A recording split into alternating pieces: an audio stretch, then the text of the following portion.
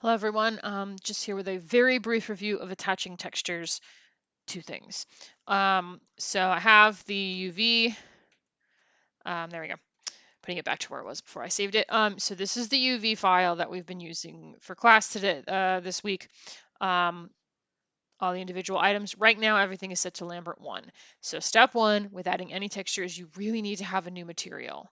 Now, if you already have a new material on something, if you had already created, a blend for this one, and et cetera, if you had these materials, poster shader 2, right, and you already had them named and everything, well, then if you want to change a texture out or add a texture later, don't add a new material.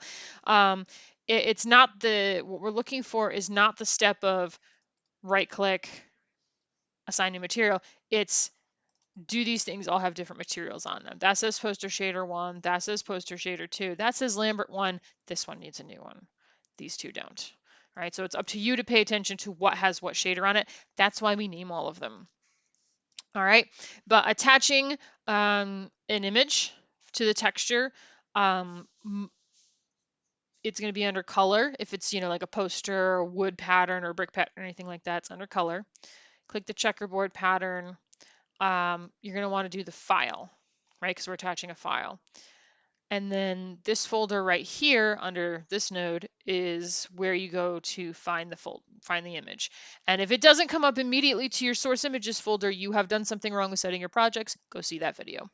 But you select the image and it should be fine. This one I need to make a new material because I had not made one yet. And I make sure I name everything. Poster shader 3. Again, checkerboard, file, then this folder right here, simple favor. Now, if stuff comes in a little bit stretched, oops, come on. Like the poster looks distorted. Well, that just means you need to fix the shape of this poster right now. Eventually we'll get to UV mapping, but we're not there yet. If it comes in and it's like completely, you're not even seeing the whole thing, make sure you used a plane to create your posters and such, because getting rid of faces on one of these other ones is not going to work the same. Also, we are attaching these to the color because that's what the image is.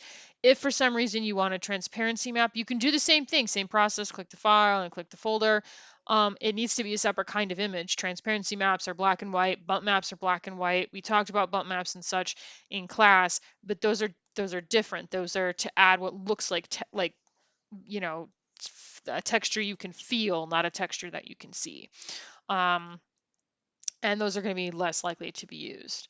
All right. Now, if for some reason you want to disconnect something, you're like, I don't want this transparency thing on here. You would go to Windows, Rendering Editor, Hypershade. Now, this is where you would also go just to see. There we go. So this is Poster Shader 3, and I click this. And you can see, by the way, this is what the one that doesn't have transparency on it looks like. So there's the shading group, the actual shader, the image, and then the texture node. Like this is what says how this image should be put across 3D form. If you have a transparency map on it, it's got a little bit reversed. Let's organize that. There we go. There's 2 different image nodes and 2 different texture placement nodes. 2 different image nodes because there are 2 different images, and 2 different texture placement nodes because you might have things mapped out differently. We don't. But the UV coordinates are the same for both of these, but it needs to be processed for both images. Now, if for some reason we're like, oh, I didn't want any of this, you can actually drag select both the image and the 2D texture node and hit delete. And that will get rid of the transparency portion of it and leave the color portion intact.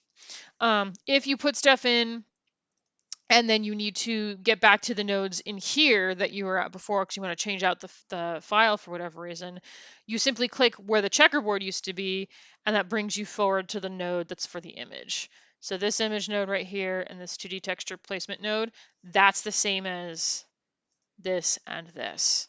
Same exact thing. You can even click on them and look, it looks the same.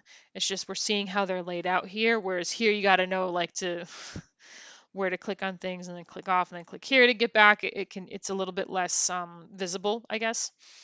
All right, so again, if we want to place a texture on something, make sure it's not Lambert 1, make sure it's not the same shader as anything else, unless for some reason you have the exact same wall pattern on 2 different walls.